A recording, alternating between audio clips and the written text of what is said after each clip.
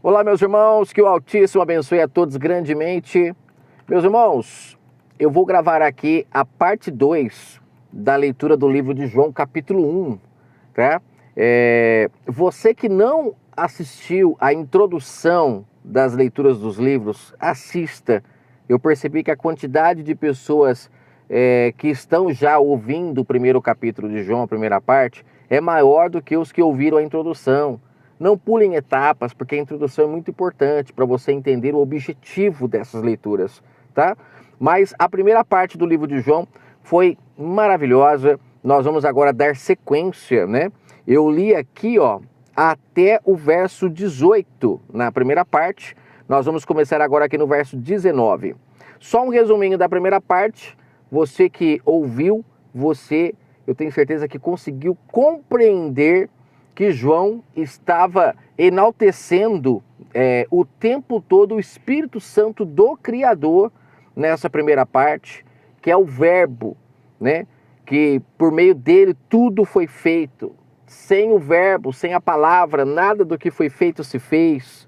É no Verbo que estava a vida, é o Verbo que é a luz dos homens, mas o sistema idolatra o ungido, eles idolatram o Messias, que é um homem que carrega esse nome de Messias porque é ungido, é o Emanuel. O Emanuel, a gente sempre aprendeu que o Emanuel é aquele homem, né, que foi o templo que recebeu o Criador, mas o sistema meio que dá a entender que ele já nasceu Deus, e na verdade ele se tornou, porque o Espírito Santo, o Verbo ocupou aquele tempo. O Verbo, o Criador do universo, veio e materializou-se em carne, ocupando um templo que deixou ele falar. Por isso que o próprio Messias, ele foi elogiado, né? Esse é meu filho em quem eu me comprazo, porque ele deixava o Criador lhe usar, trazer a mensagem de forma clara para que o povo pudesse se libertar. Porque se ele não deixasse, se ele colocasse no meio da mensagem alguma sujeira, a mensagem não chega perfeita, não cura. É o Verbo de forma plena, de forma pura, que liberta, né? Então, nessa primeira parte, a gente conseguiu entender que João está enaltecendo o Verbo. Só que o sistema traz sempre pro Jesus homem, pro Yahushua homem, o nome que você quiser, que você acha que é o nome, não importa. Eu só estou tentando te mostrar o espiritual. Enxergue o Verbo habitando aquele templo e sendo de forma perfeita utilizado aquele templo para trazer a mensagem do Pai. Então, o Verbo, né, é aquele que é a luz. A luz é o Verbo. Então, tudo que saía da boca do Messias é a luz, é o Verbo que as pessoas precisavam ouvir. Por que precisavam ouvir? Porque não ouviam no seu entendimento, e o Pai precisou materializar o Verbo, tá? É como eu usei o exemplo: se você pensar alguma coisa e não falar com a boca, quem está do seu lado não vai saber. Mas quando você fala, a pessoa ouve com o ouvido físico, e aí sim ela entende, né? Então, esse mecanismo que o Pai utilizou de separar um povo na terra, de lapidar esse povo, dar suas leis do lado de fora, na pedra, né? Levantar homens para cuidar do povo, homens que receberam ali a herança, né? Que foi o Espírito Santo do Pai por medida, porque o único que recebeu o Espírito Santo do Pai sem medida, João fala no capítulo 3, que foi ungido. Esse a qual ele está declarando agora que estava já para chegar, né? Então é interessante entender tudo isso, porque você entende o livro de João aqui, o capítulo 1, perfeitamente. Entenda o Pai separando um povo na terra por intermédio lá de Abraão, que conseguiu ouvir a sua voz, não no ouvido físico. Ninguém chegou nele e falou, mas ele entendeu e ouviu no ouvido espiritual. Mas ninguém ouvia. Então o Pai teve que separar um povo E aí ele deu da sua herança, né, que lá na parábola dos talentos chama de talentos. É uma pena que muitos líderes religiosos utilizam essa parábola dos talentos para querer dizer que as pessoas utilizassem os seus talentos na igreja, para cantar, para tocar, e tudo isso não passa de mecanismos para lucrar, para as pessoas trabalharem de graça para eles. Porque lá na parábola dos talentos o Criador presta uma conta com aqueles homens, que é o verbo aqui que João está falando, para que eles pudessem fazer a sua vontade. O Pai deu a eles um pouquinho para um de talento, um pouquinho para outro. Quando fala de talento, fala de riqueza. E a riqueza é o Espírito Santo dele, é o verbo que o Pai deu para cada um daqueles homens cuidar da noiva, da herança. A herança era o Espírito Santo dele, que eles recebiam para cuidar da noiva. Mas quando chega o Pai, de fato, ocupando um templo de forma perfeita, porque esse templo foi preparado para recebê-lo, graças ao quê? Graças à preparação que o Pai fez, desde lá de Abraão. O Pai vai lapidando o povo com as suas leis, limpando toda a sujeira, para que ele, sendo puro, pudesse vir e ocupar um templo que estivesse preparado para recebê-lo. E ao ocupar esse templo, ele vem então e se materializa para aquele povo, para poder falar com a boca física e o povo entender no seu ouvido físico, né? Então, essa primeira parte aqui deu para entender. João está aqui mostrando que o verbo, aquele que falava com os profetas, que falava com os sacerdotes, com os sumos sacerdotes, cujo ele só se apresentava para eles porque o povo não estava preparado para ouvi-lo, agora ele vai ser materializado, trazido para a carne, e ele mesmo vai falar. Olha que maravilha. Então ele vem aqui e fala que a lei foi dada por Moisés, mas o Espírito Santo do Criador, a verdade que o povo precisava ouvir, veio por intermédio do Filho. Aquele templo que se deixou ser usado, que lá em Malaquias 3 fala que o Pai viria e ocuparia um templo para falar com o povo. Aí fala que ninguém viu ao Criador, a não ser o unigênito dele, o primeiro filho nascido do Espírito de verdade, pleno, conseguiu passar para o povo. Ele sim conseguiu passar com clareza um pouco sobre o Criador, porque o Criador estava ali ocupando aquele templo e falando com a humanidade. No caso, o povo de Israel na época, né? Aí no verso 19, ele entra: este foi o testemunho de João quando os judeus lhe enviaram de Jerusalém sacerdotes e levitas para que perguntassem a ele quem era ele. Porque João estava incomodando já, né? As pessoas estavam indo a ele. E aí os chefões lá, vamos dizer assim, né, que tomavam conta do povo, mandaram lá sacerdotes, levitas, para saber quem era João, o que estava acontecendo. E aí João, ele confessou que ele não era o Cristo, ou seja, quando fala ele não era o Cristo, é porque ele não estava pleno do Pai. É isso que quer dizer. Ele não estava, ele não tinha a compreensão pura para passar. Mas ele vai falar aqui, ó: você então é Elias? Aí ele fala: não. Você é um profeta? Não. E a gente lembra que o Messias falou que os profetas duraram até João, né? Então você vê que não é João um profeta, durou até antes dele. Porque João em si não era um profeta, e ele deixa claro isso aqui. Aí ele fala: então quem é você, né? Quem é você para que a gente leve para os nossos superiores? Aí ele fala: eu sou a voz que clama no deserto. Esse deserto aqui que a gente enxerga fisicamente, é interessante a gente abrir os olhos espirituais para entender que tudo tem uma representação na Velha Aliança. Esse deserto aqui, apesar de eles estarem sim no deserto, mas representava o próprio povo de Israel, que não davam frutos, que deserto é um lugar árido, um lugar que não tem chuva, é um local que chove de vez em quando, mas chove. E então esse local, esse deserto, era o próprio povo de Israel, representava eles, que não davam frutos.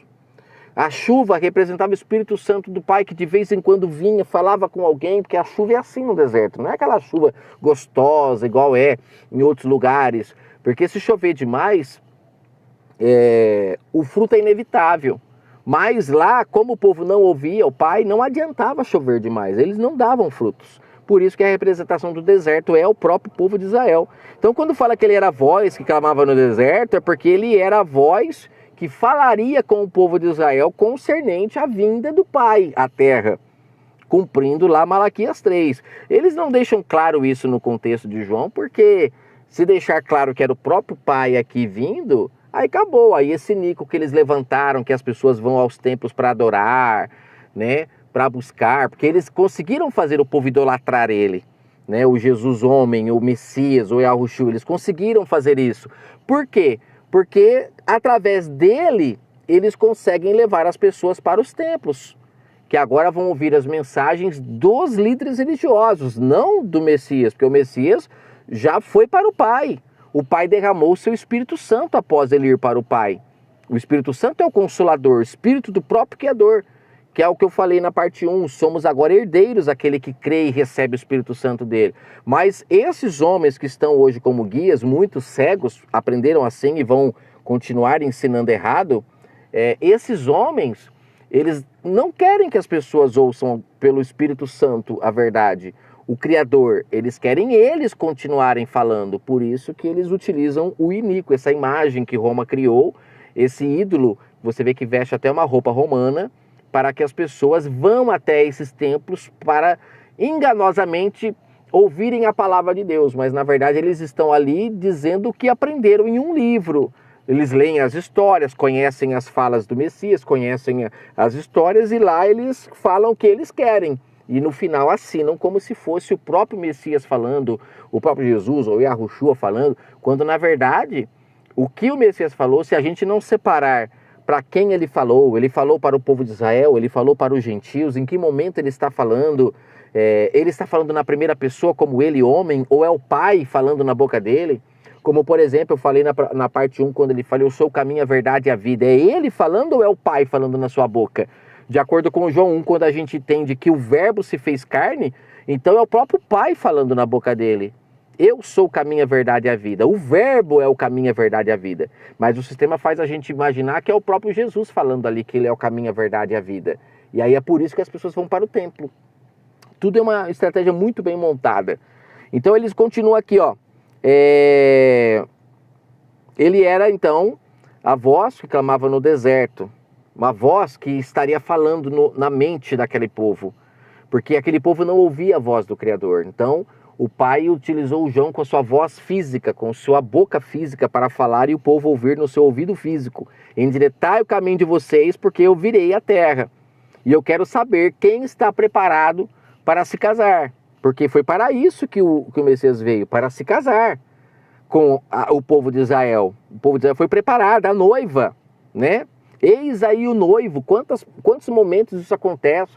Ele mesmo fala lá a parábola das 10 virgens, o próprio Messias falando, a parábola é o próprio Pai falando que o noivo está às portas.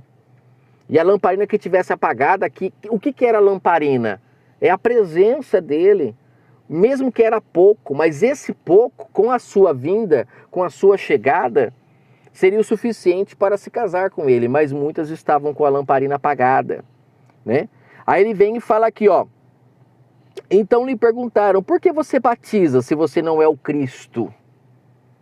Você não é Elias, você não é profeta, está batizando por quê? Aí aqui a explicação de João é que é muito interessante, que o sistema não fala, gente. A explicação dele aqui é maravilhosa. Ele fala que ele batiza com água para que ele pudesse saber quem era o Messias. Ele não sabia quem era. Esse relato de João aqui, ele é esclarecedor. Eu vou deixar isso claro para você aqui embaixo, ó. Depois eu volto no verso 26, quando ele fala assim, ó. Eu não o conhecia, verso 31. Mas para que fosse manifestado a Israel, para que eu soubesse quem é ele e pudesse apresentar ele em Israel, é que eu vim batizando com água. Isso daqui é esclarecedor, gente. Não adianta falar que eu estou deturpando o contexto, nada, porque está escrito. João, Deus testemunho dizendo, eu vi o Espírito Santo descer sobre ele no formato de uma pomba. A pomba, como eu já falei, é uma maneira física, como eles precisavam ver para crer, né? Então, tinha que ter tudo físico para eles poderem entender. Por isso que eu falo que o pão, o vinho, a própria água do batismo que João batizava era físico, porque aquele povo precisava ver, assim como a pomba que representava o Espírito Santo. Hoje tem alguma pomba que desce sobre alguém? Não, mas não está escrito que o Espírito Santo foi derramado sobre todo aquele que crê? Não é isso que Pedro fala lá em Atos 2? Que lá em Atos 2 estava se cumprindo a profecia do profeta Joel? E hoje as pessoas que estão por aí recebendo o Espírito Santo, que não é esse que faz pular, girar, rodopiar, porque a gente não vê na Escritura ninguém que recebeu o Espírito Santo fazer isso. Ninguém que recebeu o Espírito Santo no livro Bíblia, se você ler a história, você vai ver as pessoas falando numa língua que ninguém conhece. A maioria delas falavam a mesma língua que as pessoas conheciam. Só em Atos 2 que as pessoas lá falavam outros idiomas, porque tinham muitas pessoas de outros lugares, outros países lá, naquele momento. Então o povo disse lá em Atos 2 que eles estavam ouvindo as pessoas que foram batizadas falarem seu próprio idioma, porque o Pai as capacitou para isso, para que a mensagem dele fosse levada aos quatro cantos. E como tinha lá muita gente que falavam outros idiomas, o Pai capacitou para que eles falassem o que o povo entendia. Mas rodopiar, pular, você falar uma outra língua que ninguém entende, ter que vir alguém para traduzir, sendo que a pessoa entende o que você fala, não há lógica nisso, não tem cabimento. Você vê que Pedro, quando ele se levanta lá para falar em Atos 2, a gente vê que ele fala a língua que o povo estava entendendo, e ele não foi um dos que foi capacitado. A gente percebe que essa capacitação que ele recebeu foi a compreensão da verdade. Que ele lá começa a falar e o povo tudo começa a se converter à mensagem que ele estava trazendo, porque a mensagem dele trazia clareza. Isso representava que o verbo que se fez carne, na época aqui em João 1, onde ele ainda vai batizar o Messias ainda, saber quem ele é, esse verbo agora estava nele.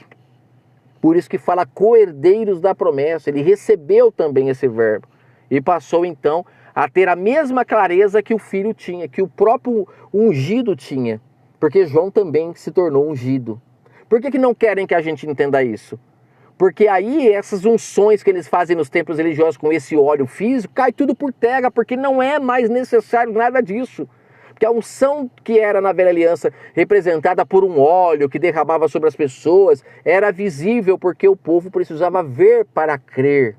Mas hoje é invisível, por isso que é pela fé, né?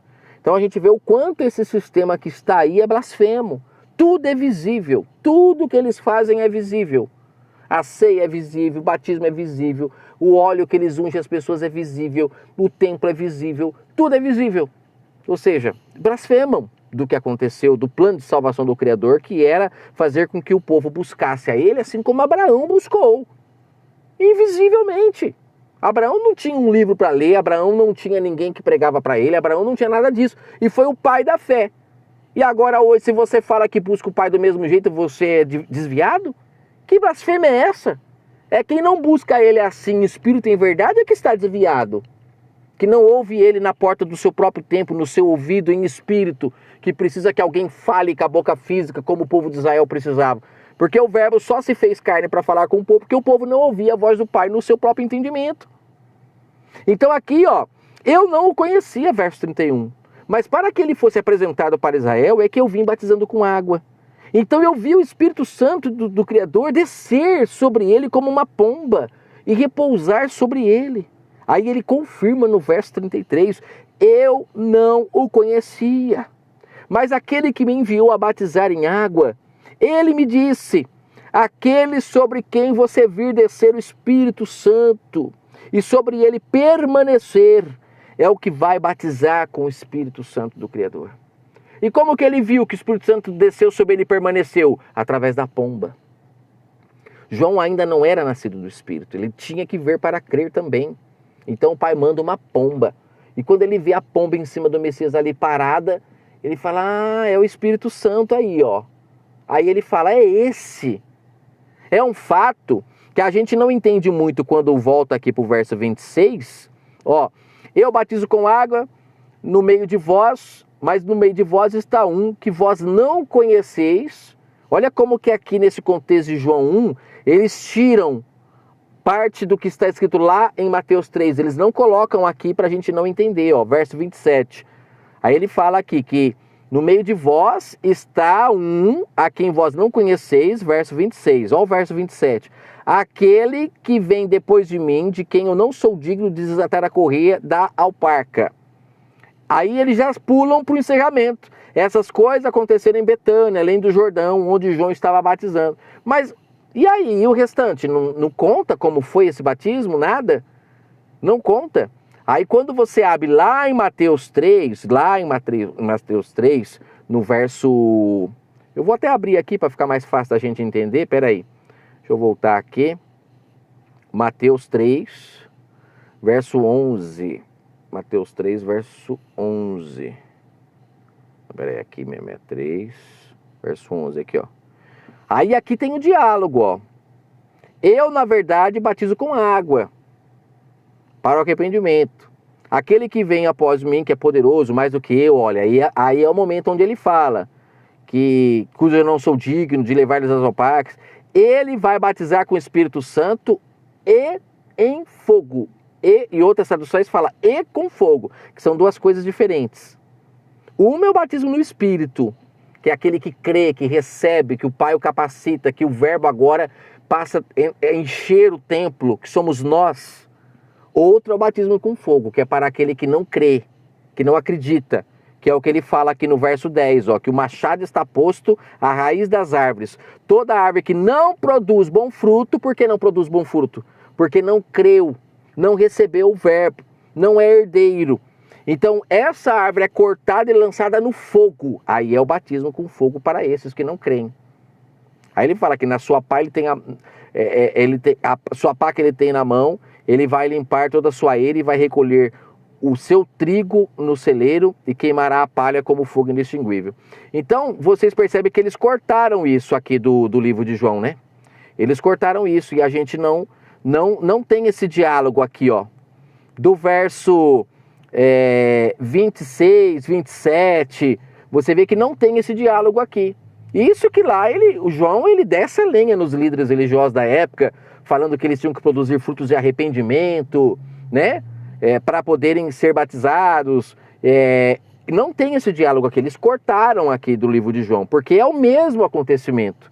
Tanto é que aqui fala, ó, que lá em Mateus 3 tem um momento em que o Messias ele pede para ser batizado por João. E é nesse momento que a pomba vem sobre ele. E aí ele descobre que o Messias era aquela pessoa. Agora aqui em João não tem isso. E a gente já não entende. Aí ele vem aqui em João, só que ele fala que eu não o conhecia. Foi quem me mandou a batizar com água que disse, você vai batizar com água, porque ele vai vir até você. Por isso que lá fala, quando o Messias quer... Olha, gente, que interessante. Quando o Messias fala que quer ser batizado e João fala, mas sou eu que preciso ser batizado por você, aquele momento ali que o Messias fala que é necessário que se cumpra toda a justiça, é porque João ali, é naquele momento que João descobre que ele é o Messias, para poder apresentar ele para as pessoas. Porque João não o conhecia, como aqui em João fica claro. É interessante, gente, como que eles tiraram daqui, colocaram ali para a gente não compreender. Ó, então depois ele falar que eu não conheci e tudo mais, verso 33, aí ele fala, eu mesmo vi e já vos dei testemunho de que ele é o Filho do Criador. Então ali, João está tentando mostrar para aqueles homens que o Messias, ele estava mostrando, esse é o homem, né? Em carne e osso, que recebeu em si o Pai, o Criador. Mas o problema é que isso não fica claro nos contextos, porque, de alguma forma, eles não querem que as pessoas entendam assim. Eles querem colocar como sendo o Messias o próprio Deus, para que o povo adore ele. E aí você não consegue entender que é o Pai que disse, vinde a mim. Não foi ele, o Messias, o homem. Não era para ir a ele, mas era para vir a mensagem ao Pai, ao Verbo. E hoje o Pai, ele vem a nós, porque o Espírito Santo foi derramado. Basta crermos, né? Aí no dia seguinte, João estava outra vez ali com 2 dos seus discípulos, e olhando para Jesus, que passava, Então João disse, esse é o Cordeiro de Deus, que tira o pecado do mundo. E algumas passagens falam, né? Que é engraçado que eles usam isso como sendo lá, quando ele morre, que ele tira o pecado do mundo. Não, o pecado do mundo é tirado quando ouvem a voz, quando ouvem o verbo. E aí mudam as suas atitudes, creem na mensagem, e aí há salvação, como aconteceu com Zaqueu, gente. Zaqueu, ele foi salvo, hoje houve salvação em sua casa, e o Messias já tinha morrido no madeiro? Não! Por que houve salvação? Porque Zaqueu obedeceu. Zaqueu foi lá e fez o que o verbo mandou, devolveu, restituiu. Aí houve salvação. A salvação está ligada na obediência, não no sacrifício. Mas o sistema foca no sacrifício porque é no sacrifício que eles lucram. Hoje não vende mais animal para eles lucrarem. Hoje eles têm que vender esse iníquo que eles criaram. Então as pessoas têm que ir até lá para ouvir a mensagem através deles. E aí é onde eles fazem dinheiro. Deu para entender o plano, como que eles agem? Aí ele fala aqui, ó. Aqueles 2 discípulos ouviram-no dizer e seguiram então o Messias. Voltando-se Jesus e vendo que eles estavam seguindo ele, perguntou, o que vocês buscam? E eles disseram, Rabi, que traduzido quer dizer mestre, onde pousas? E no caso não era o Messias ali, o homem, o Jesus, vamos falar assim, o Yahushua, o mestre. É o Espírito Santo que estava nele que é o mestre. Mas eles enxergavam ele, não conseguiam enxergar o Pai. Você vai ver muito disso daqui para frente nas leituras, que eles só enxergavam ele como homem, e não enxergavam o Pai. Então ele respondeu, vinde e veis. Foram, pois, e viram onde ele repousava, né? Passaram o dia com ele. E aí entra aqui, André, irmão de Simão Pedro, era um dos que ouviam João falar e que seguiram então o Messias. Ele achou primeiro seu irmão Simão e disse-lhe, havemos achado o Messias, que traduzido quer dizer o Cristo. Cristo e Messias é a mesma coisa, é ungido, quer dizer o Pai em nós, no meio de nós, o Emanuel. E levou Jesus fixando nele o olhar, diz, tu és Simão, filho de João, tu serás chamado Cefas, que quer dizer Pedro. Aí depois tem o chamado aqui de Natanael também, né, que aqui não tem muito segredo, na verdade ele chama Natanael fica encantado, reconhece que ele é o Messias e tudo mais, porque com certeza ele falou algumas coisas que Natanael se surpreendeu, né? Ele reconhece como sendo o verbo. Eles não colocam aqui detalhes, porque eu tenho certeza que o Messias ele falava de coisas profundas para com o povo, como ele falou para a mulher samaritana. Você vê que na mulher samaritana eles não colocam todas as palavras, mas a mulher samaritana reconhece que ele era aquele a quem eles estavam esperando, porque ele fala de coisas que aconteceram na genealogia dela. Aqueles 5 maridos que ela tinha, que depois em João 4 vai chegar, a gente vai comentar um pouco sobre, mas você vê que aqueles maridos que ela tinha, era da genealogia dela. Não eram os maridos dela fisicamente, mas eram deuses que ela aprendeu a adorar quando foi para Samaria. A gente vê lá no livro de Reis, 2 Reis, que quando o povo de Israel vai para Samaria, porque essa mulher samaritana, ela era uma israelita. Por isso que o próprio Messias fala para ela que o marido que você tem agora não é seu. E nenhum daqueles outros que ela teve era marido dela, porque ela era uma israelita, o marido dela é o Criador. Mas foram apresentados para elas deuses, cujo no texto ela fala que nossos pais adoravam no monte, buscavam no monte esses deuses.